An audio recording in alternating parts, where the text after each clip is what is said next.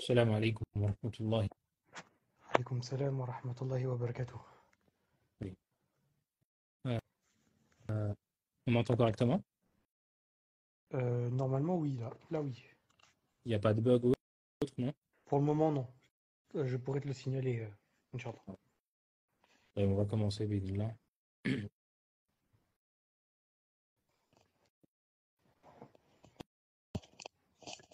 نعم. بسم الله الرحمن الرحيم الحمد لله رب العالمين ونصلي ونسلم على نبينا محمد وعلى آله وأصحابه أجمعين اللهم علمنا ما ينفعنا وانفعنا بما علمتنا وزدنا علما وعملا يا رب العالمين. Bienvenue à vous tous pour ce nouveau live, ce nouveau cours autour eh bien, des épouses du prophète sallallahu alayhi wa sallam.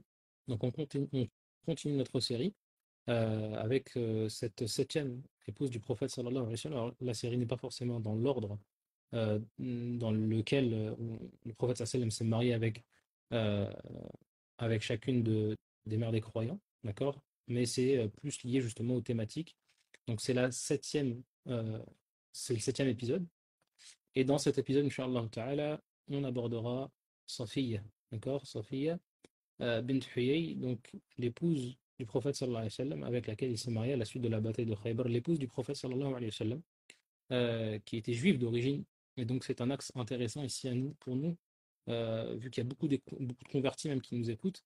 C'est toujours intéressant que d'aborder eh bien, toutes ces histoires où on se rend compte en réalité que la majorité des compagnons étaient des convertis. Pour ceux qui ne sont pas nés dans l'islam, ils sont convertis, hein. Donc toutes ces histoires-là sont des histoires de convertis pour beaucoup d'entre eux.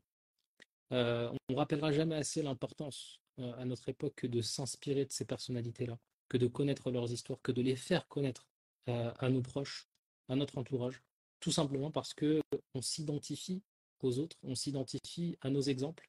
L'homme avec un grand H, bien entendu, est un être qui s'inspire d'autrui. Ce n'est pas pour rien qu'Allah Azza wa Jalla a envoyé un prophète homme qui n'a pas envoyé un ange ou autre, c'est pour s'identifier à lui, c'est pour voir justement sa pratique et s'inspirer de ce dernier.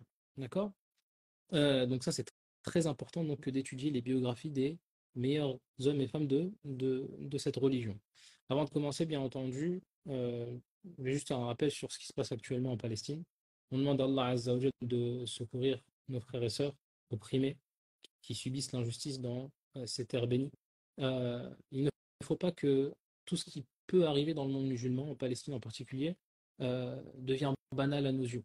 D'accord? Ce qui touche chacun et chacune des musulmans qui subit justement un mal doit nous toucher. On parle ici de nos frères et sœurs. On parle ici justement d'une des briques de cette construction dont le prophète sallallahu alayhi wa sallam nous dit Innamal mu'minuna kal bunyan. Certes, les croyants ne sont qu'une construction. Et il tient dans cette construction, chacune de ces briques fait tenir l'autre.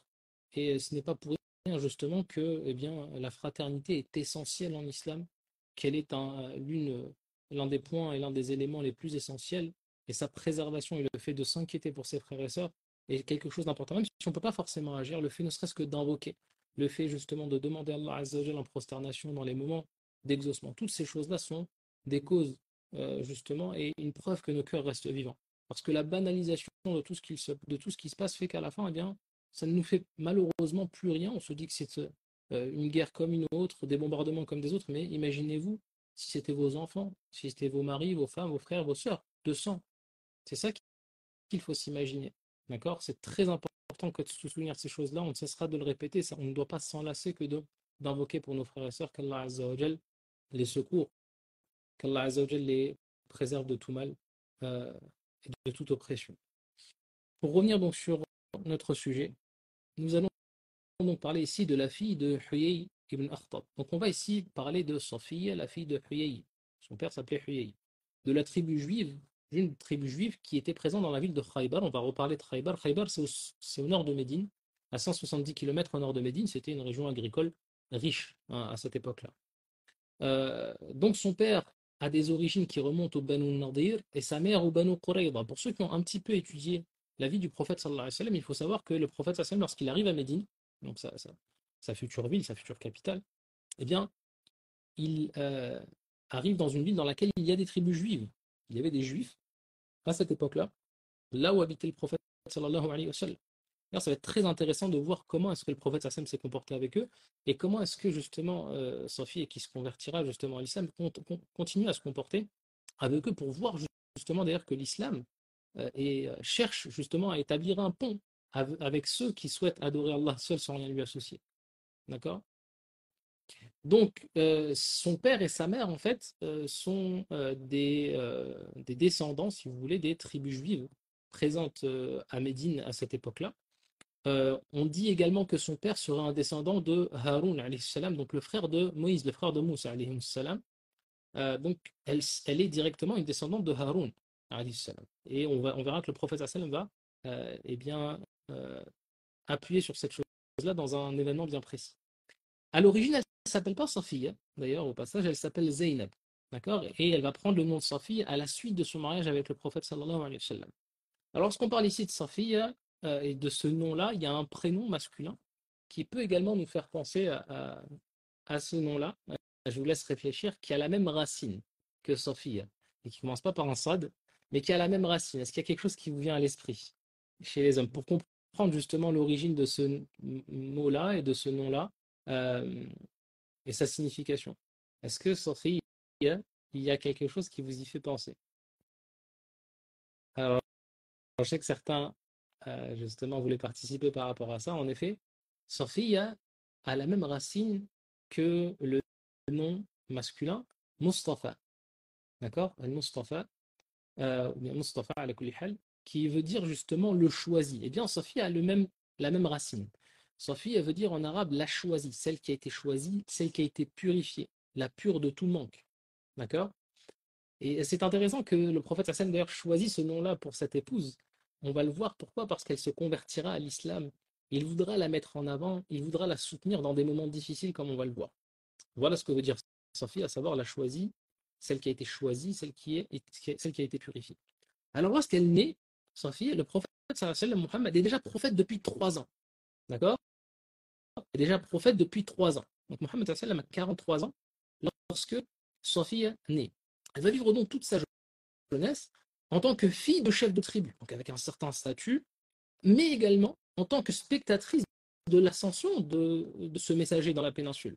Toute son enfance, elle va vivre avec les histoires qu'on racontait sur Mohammed, avec ce nouvel homme qui se dit être prophète, messager, qui dit recevoir une révélation, qui appelle à l'unicité d'Allah. Elle l'entendra toute son enfance, elle entendra parler de lui. Alors elle est à Khaybar, le prophète sallam est à Mecca pendant 13 années, donc il y a près de 600 kilomètres qui les séparent, mais elle entend parler de cette chose-là, elle entend parler, ses oncles, son père, etc., de cette chose-là, et forcément, toutes ces choses-là avec lesquelles elle va grandir vont faire naître en elle ce questionnement, d'accord, qui va être important pour la suite de notre histoire ici. Alors, dès son adolescence, elle va être mariée, d'accord, elle va être mariée une première fois, puis une seconde fois, euh, avec d'ailleurs l'un des chefs tribaux juifs de la région qui s'appelait Kélan ibn Hariq, qui était donc un des chefs parmi les chefs tribaux de la région. Euh, Ce qui montre d'ailleurs encore une fois ici que le prophète sallam ne s'est pas marié avec des femmes qui n'avaient pas forcément eu de mari auparavant. Ça a été uniquement le cas de, on le rappelle, de Aïcha. Pour toutes les autres, elles avaient déjà été mariées auparavant. Vient maintenant la 7e année de l'Hégire. On a fait un grand saut dans l'histoire ici. Sophie a 17 ans. Et 4 ans avant la mort du prophète sallam, alors que le prophète sallam avait conclu un pacte de paix avec Quraysh, il regardait la situation autour de lui dans la région. Il n'était plus forcément inquiété par les Mécois, mais il voulait regarder la situation autour de lui et il voit que cette oasis de Khaybar, eh bien, s'y trouvent beaucoup de ses ennemis qui l'avaient trahi déjà pendant la bataille du Fossé, et même ceux qui avaient été chassés de la ville de Médine, comme les Banu Nadir, qui avaient émigré là-bas.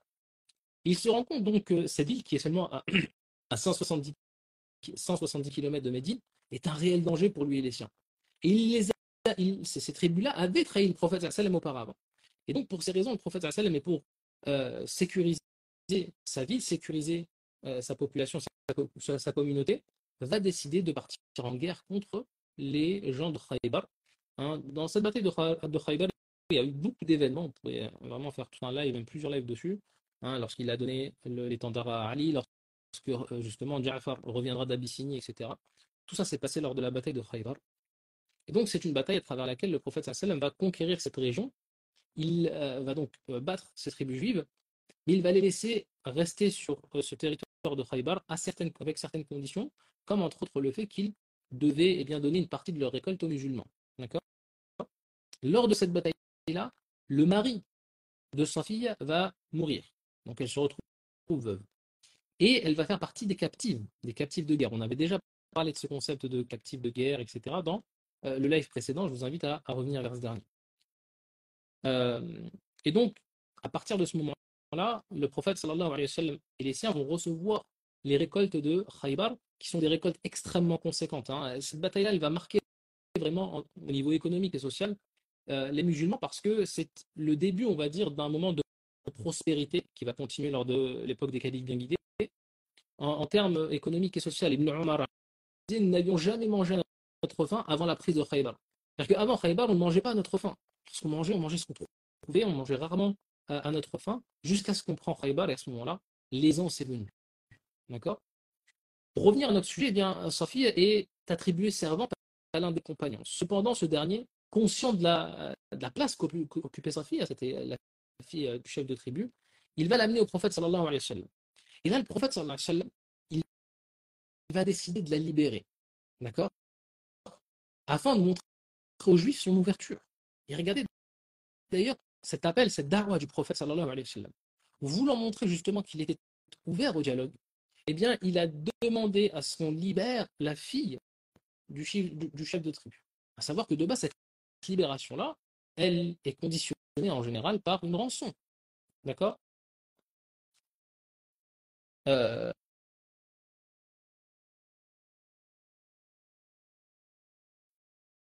Elle est conditionnée par une rançon. Ici, le prophète Hassan va la libérer sans condition. Il va la libérer sans condition.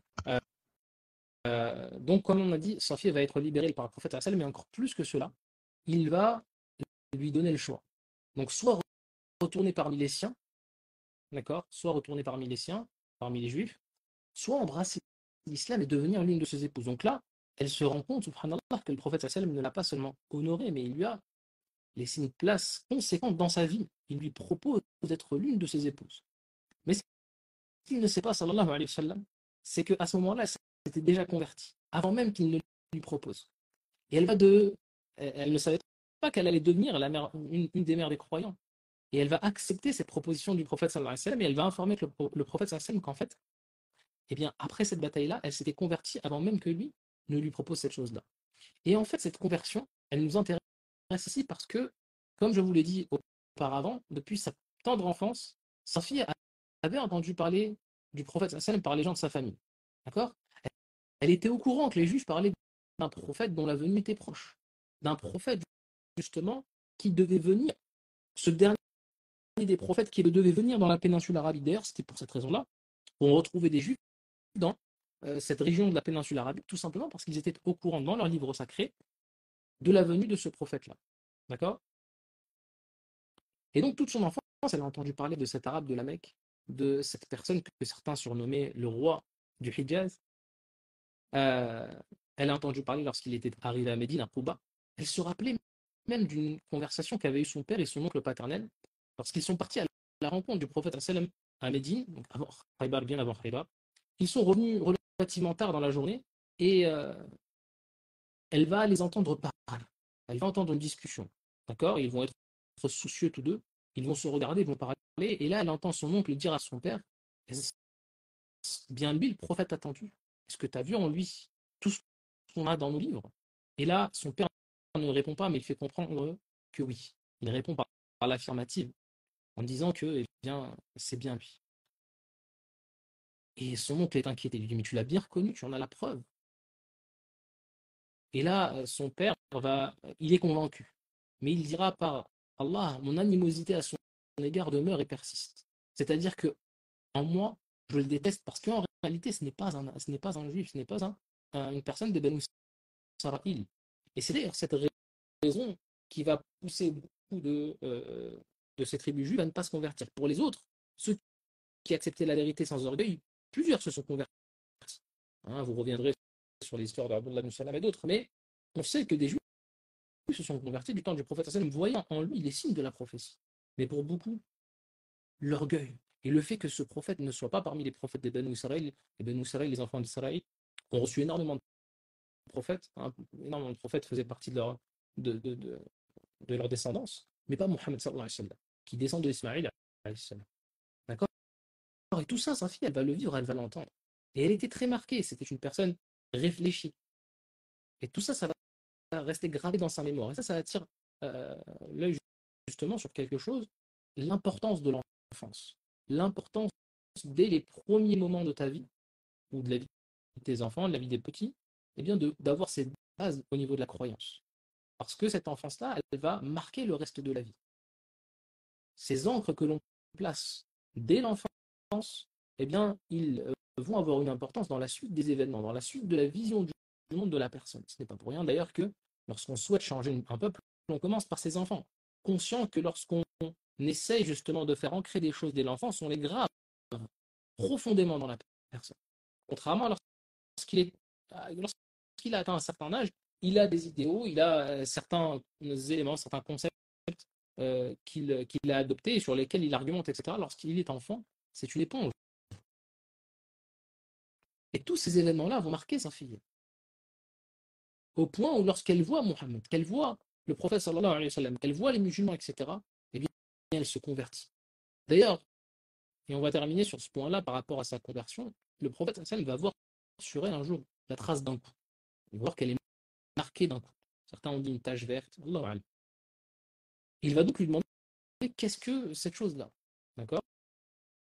Et là, sa fille, elle va lui raconter qu'est-ce qui s'est passé seulement la veille de la bataille. La veille de la bataille, la veille que le prophète sallam n'arrive, elle va faire un rêve. D'accord? Elle va faire un rêve où elle va voir la lune brillante au-dessus de Médine et cette lune se déplacer au-dessus de Khaybar jusqu'à venir à elle. Elle va raconter son rêve à son mari qui mourra le lendemain lors de la bataille. Et ce dernier était extrêmement fâché. Et il l'a à ce moment-là giflé en lui disant est-ce que tu veux épouser ce roi du Hijaz? Et donc cette trace, hein, elle était encore présente en elle. Et le prophète sallam de voir en réalité que sa fille a eu des prémices en elle, à travers des rêves, à travers des réflexions qui l'ont poussé à l'islam. Et ça nous rappelle l'importance de la réflexion, l'importance de la méditation. Ce n'est pas pour rien qu'Allah Azza wa Jalla, dans le Coran, il nous interpelle à maintes reprises. Afala yatadabbaruna al-Qur'an. Ne médite-t-il pas sur le Coran? Afala yatafakkarun. Ne réfléchissent-ils donc pas? Parce que justement, l'islam t'appelle à la réflexion, t'appelle à la méditation. Pourquoi est-ce que j'ai été créé? Qu'est-ce que je fais ici? Est-ce que tout donner pour ce bas monde, courir derrière ce bas monde, alors que je vais terminer en poussière? Est-ce que toutes ces choses, tout cet objectif de vie-là est marcoul, est quelque chose d'envisageable? Ou est-ce qu'il y a quelque chose de plus profond? Et ce cheminement, parfois, il est long. Parfois, une chose, même dans votre dawa, quand tu appelles à l'islam peut-être ta famille ou autre, il faut comprendre qu'une parole, parfois, elle peut être comme une graine que tu as plantée et qui ne va pousser que petit à petit, bien plus tard. Et c'est pour ça qu'on voit ici le cheminement de sa fille à qui toute son enfance va entendre parler de Mohammed jusqu'à se convertir à ses 17 ans. D'accord? Sans oublier que l'islam est un don. C'est Allah qui donne l'islam. C'est Allah qui ouvre les cœurs à l'islam. Et ici, on voit comment la fille d'un chef de tribu juive va se convertir à l'islam, refusant de repartir vers l'islam.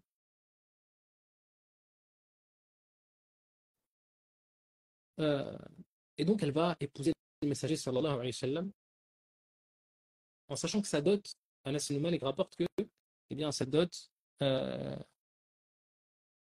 été l'affranchissement de sa personne, le fait qu'elle ait été libérée sans compensation financière, ça a été sa dot, si vous voulez. Il va y avoir un repas de noces qui va avoir lieu, donc une walima, sur le retour entre Khaybar et Médine. Mais à ce moment-là, le prophète sallam n'a pas de viande, n'a pas de pain, on est sur un retour de guerre, etc. Il va ordonner à ce qu'on ait d'une nappe et qu'on y place seulement des dattes, du fromage, du beurre, ce qu'on avait en fait en tant que provision, hein, pour cette bataille-là. Et ça va représenter, si vous voulez, le repas de noces qui va être donné à l'occasion du mariage de sa fille. D'ailleurs, ça nous montre encore une fois la condition du prophète sallallahu alayhi wa sallam, son ascétisme, le fait que, il vivait avec ce qu'il avait et il agréait ce qu'il avait. C'était également la condition de ses épouses et des autres compagnons. S'il n'y a pas forcément de viande, il a fait quand même un repas pour appliquer cette sunna-là, pour appliquer cette tradition. Euh, Sophie arrive donc à Médine, mais son arrivée n'était pas prévue, hein, donc elle n'a pas encore d'appartement. Elle va être installée dans une maison à l'extérieur dans un premier temps avant d'avoir son appartement. Et là, on va assister à un contexte qui est très particulier. Je vous invite à rester concentré. Il arrive parfois, même à l'heure actuelle, que certains convertis eh bien, vivent mal parfois le regard de certains musulmans d'origine ou certains musulmans plus anciens. Bien que, comme on le voit ici, énormément de compagnons, les meilleurs des compagnons sont des convertis. Ça n'a pas de sens en réalité. Eh bien, elle va rentrer dans un contexte médinois où on voit d'un mauvais œil certaines tribus juives qui ont pu trahir le prophète sallallahu alayhi wa sallam et le pacte de Médine. Et elle vient en tant que fille d'un chef de tribu. Et ne serait-ce même que dans l'entourage qu'elle va avoir, l'entourage proche, à savoir les autres mères des croyants, les autres épouses du prophète sallallahu alayhi wa sallam, outre le fait que c'est une épouse supplémentaire, et ça en général c'était mal apprécié par les coépouses, comme ça peut toujours être le cas à n'importe quelle époque, ce qui se comprend totalement, euh, elle était dotée d'une grande beauté. Donc on était jaloux d'elle. En plus de cela, donc elle est la fille du chef de la tribu juive. Et Aïcha en particulier va s'inquiéter parce qu'en plus de ça, elle est jeune, elle est plus ou moins dans la même tranche d'âge que Aïcha qui à ce moment-là a environ 13-14 ans. Et parfois, certaines des autres épouses du prophète sallam pouvaient lui donner des noms qui n'étaient pas gentils. Soit on pouvait lui dire, il y a Ben Huyay, on l'appelait la fille de Huyay pour lui rappeler en fait son père qui était un juif. D'accord, avec une intonation qui donnait un petit peu le ton d'une insulte à cette expression-là. Et ça va lui faire énormément de peine, au point même d'en pleurer, certains nous rapportent. Et un jour, elle va aller se plaindre au prophète sallallahu alayhi wa sallam. Et elle va lui dire, bien voilà ce qu'on me dit, voilà ce qu'on dit de moi, alors que je me suis converti à l'islam, alors que j'ai adhéré à l'islam comme religion. Ce qu'on peut d'ailleurs toujours retrouver à notre époque, malheureusement. Il est même répandu dans certaines familles musulmanes, dans certaines traditions musulmanes, qu'un juif ne peut jamais se convertir à l'islam. Alors que le prophète sallallahu alayhi wa sallam nous dit justement que personne n'entend parler de lui. Aucune personne des gens du livre n'entend parler de lui. Sans se convertir, eh bien, sans qu'Allah Azza wa Jal ne transforme ses péchés en hasanat. Ce n'est pas seulement le fait qu'il va être purifié de ses péchés, mais encore plus que cela, ses péchés vont se transformer en bonne action. L'islam est une religion universelle. Allah Azza wa Jal nous appelle constamment à se souvenir que le plus méritoire, enfin le plus honorable d'entre vous auprès d'Allah est le plus pieux. Et il dit ça dans un verset qui mentionne le fait qu'il nous a créé d'un mâle et d'une femelle et qui a fait de nous c'est-à-dire des tribus et des peuples afin qu'on s'en reconnaisse. Et il termine en disant le plus noble d'entre vous auprès d'Allah est le plus pieux. Alors là, le prophète il va lui donner un conseil. Il ne va pas seulement lui dire ne prête pas attention aux autres. Et c'est intéressant d'ailleurs de voir cette réponse du prophète parce qu'elle est pleine d'humanité, mais elle est pleine également de répondants. Le prophète va lui dire, eh bien, réponds-leur. Mon père est Haroun et mon oncle est Moussa, alayhi salam. C'est vrai, je suis la fille de Huyay, un chef de tribu juive. Mais souvenez-vous, mon père c'est Haroun, alayhi salam. Je suis la descendante d'un prophète d'Allah, ce qui n'est d'ailleurs pas votre cas. Et mon oncle est Moussa, alayhi salam. Et ici, il y a beaucoup de leçons à tirer, ne serait-ce que dans les situations de vie de famille de cette époque-là. On pense parfois que les compagnons avaient des vies totalement parfaites, dans des contextes sociaux et dans des contextes de discussion totalement parfaits, alors que non, ils étaient des humains avec leur part d'erreur, leur part de manquement. Et ça n'a pas empêché le prophète sallam d'essayer de corriger justement cette tir-là, d'essayer chez ses compagnons de corriger ces choses-là en eux. Ils étaient constamment dans cette ijtihad de s'améliorer également. Ils ne sont pas parfaits. Et ça ne fait qu'augmenter leur mérite en réalité, puisque malgré qu'ils n'étaient pas parfaits, ils étaient les plus pieux de cette communauté. Mais également la gravité de se moquer. Le prophète ici, lorsqu'il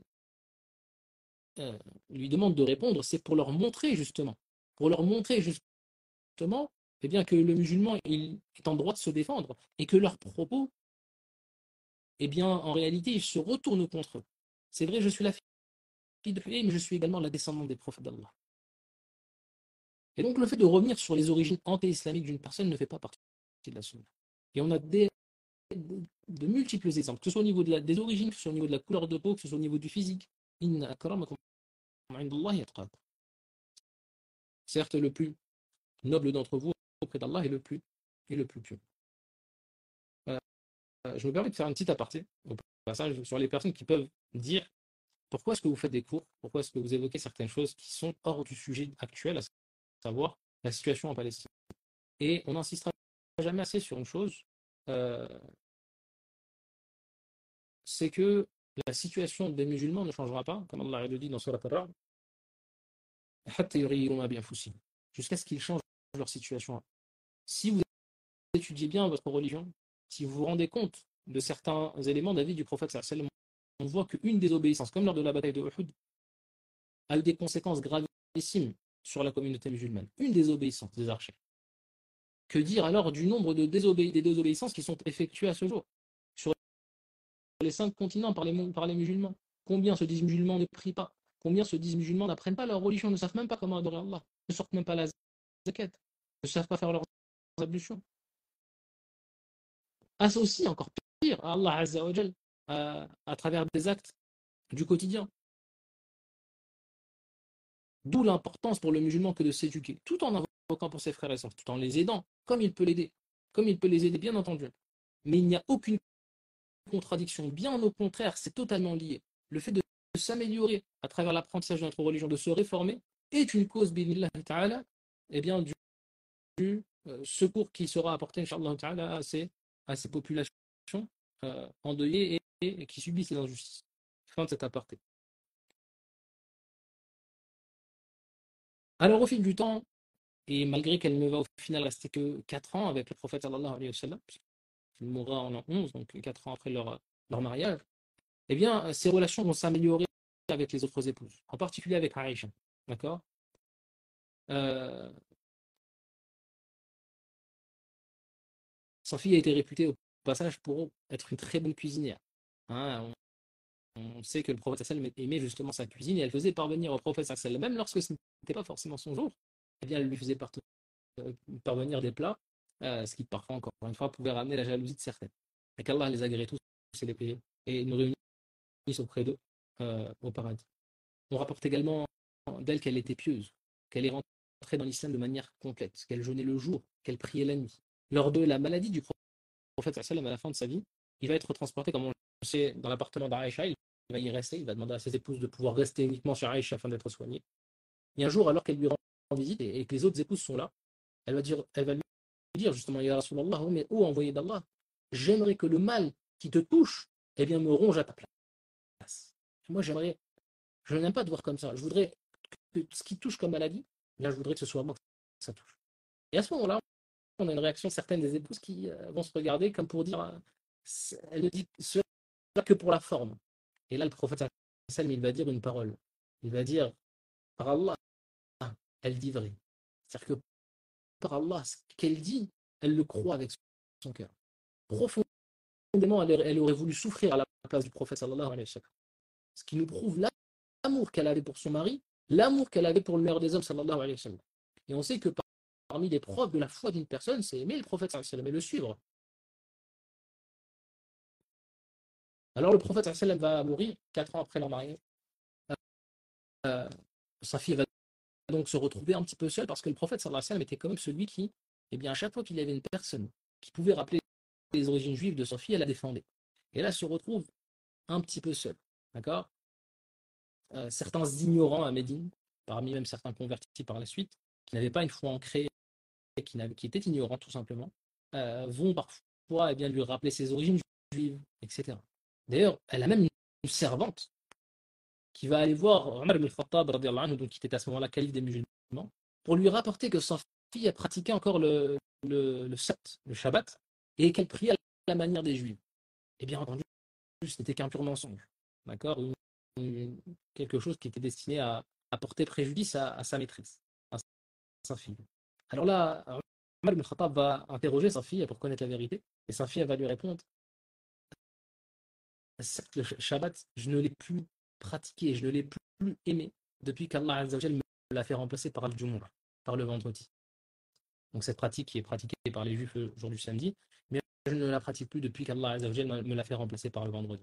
Quant au fait d'être juif et qu'on m'appelle la juive, hein, qu'on stigmatise de cette manière-là, je ne peux pas nier cette origine puisque je suis d'origine juive. Et cette stigmatisation que certains peuvent parfois ressentir dans la communauté musulmane, bien qu'ils se souviennent de la situation de sa fille, des difficultés justement de venir parfois de certaines origines et de subir malheureusement de la part des ignorants des remarques désobligeantes. Donc, regardez la patience de sa fille. Et par la suite, elle va dire justement à cette servante, mais pourquoi est-ce que tu as dit dire de telles choses? Et cette servante va lui dire, c'est Shaitan. C'est Shaitan qui m'a prise. Et là, sa fille va lui donner sa liberté et lui demander de partir. Encore une fois, ce qui nous montre également ici, euh, eh bien, sa patience, c'est le fait qu'elle ne s'est pas forcément vengée, mais elle a plutôt décidé de rester seule. Parfois, la solitude, pour certaines personnes, c'est mieux que euh, le fait de se mélanger, le fait de vivre en grande communauté. D'ailleurs, al-khalwa, donc le fait de se retrouver seul avec Allah Azza wa Jal, ça fait partie des choses que le prophète sallallahu pratiquait et que Sophie a aimé. Et que la stigmatisation que certains peuvent vivre, ce n'est pas quelque chose de nouveau. Par la suite, lorsque Uthman ibn Affan va être contesté par les Khawarij, par une secte déviante, elle va intervenir auprès d'Ali pour soutenir Uthman, elle va même lui faire envoyer de la nourriture, et elle va vivre certains troubles du monde musulman. Elle va mourir à l'âge de 60 ans, en l'an 50 de l'Hégire, donc sous le califat de Muawiyah ibn Sufyan. Il faut savoir que même après sa conversion, même après la mort du prophète sallallahu alayhi wa sallam, elle continuait d'aider ses parents non musulmans. Elle avait des neveux, des nièces, etc., qui n'étaient pas forcément musulmans. Et elle faisait parvenir à ces derniers bien, des sommes d'argent pour les aider, pour ceux qui étaient en difficulté. Et elle voulait à travers cela, bien entendu, les appeler à l'islam. Et ça nous montre au passage ici le bon comportement qu'il faut avoir avec ses proches, même non musulmans. Et même pour les musulmans qui n'ont pas forcément des proches non musulmans, mais des voisins, ne jamais oublier que le bon comportement est l'une des principales formes de da'wah, l'un des principaux moyens d'appeler à l'islam. Et donc, ce que faisait sa fille, justement, c'était pour les appeler à l'islam, c'était pour leur montrer que l'islam n'est pas une forme de déchirure entre elle et eux, mais plutôt un pont qui veut les appeler à l'adoration d'Allah sans rien lui associer. Revenant à la révélation, car ils savaient tous que Muhammad avait tous les traits qui étaient rapportés dans leur livre sacré. Elle est enterrée dans le Baqir, toujours donc à notre époque, dans le cimetière des gens Médine, qu'Allah Azza wa Jal l'agrée soit satisfait d'elle. On va prendre quelques questions, Inch'Allah ta'ala, avant de clôture. Alors, c'est un petit peu le même contexte que Juwayriya. En effet, c'est une fille de chef de tribu qui va être prise comme captive à la suite d'une bataille. Et on voit encore une fois comment les mariages du prophète sallallahu alayhi wa sallam avaient des objectifs qui dépassaient le simple mariage avec un objectif familial ou charnel ou autre. D'accord? Il avait une réelle volonté en tant que prophète, en tant que chef politique, militaire, euh, d'essayer de réunir cette péninsule arabique qui n'a jamais réussi à s'unir sur la religion d'Allah. Euh, c'est bien. Si certains ont des questions, je vous invite à les poser euh, sur Instagram, Inch'Allah. Donc on le rappelle, hein, lorsqu'on évoque parfois des situations euh, qui ont pu être des situations, si vous voulez, de conflits mineurs entre certains compagnons, hein, quand on parle ici par exemple des épouses du prophète, etc., ce n'est bien entendu pas pour diminuer leur mérite, loin de là, mais encore une fois, c'est pour se rappeler que c'était des humains, c'était des hommes et des femmes qui avaient leurs manques, leurs défauts, hein, une part d'humanité en eux, mais qui dans le même temps s'efforçaient à se réformer constamment, ce qui doit également être notre cas, et ce sont nos exemples, ce sont nos exemples bien entendu. S'il n'y a pas de... Pour ceux qui souhaitent les précédentes vidéos, vous pouvez les retrouver soit sur le compte de Salat Web, soit sur notre canal Telegram, Inch'Allah. Inch'Allah ta'ala, on va clôturer ce live, on essaiera très prochainement de continuer cette série. Et bien, dès qu'on terminera, on essaiera de faire une autre série, Inch'Allah. Barakallahu fikum. جزاكم الله خيرا سبحانك اللهم وبحمدك أشهد أن لا إله إلا أنت أستغفرك وأتوب إليك. السلام عليكم ورحمة الله وبركاته.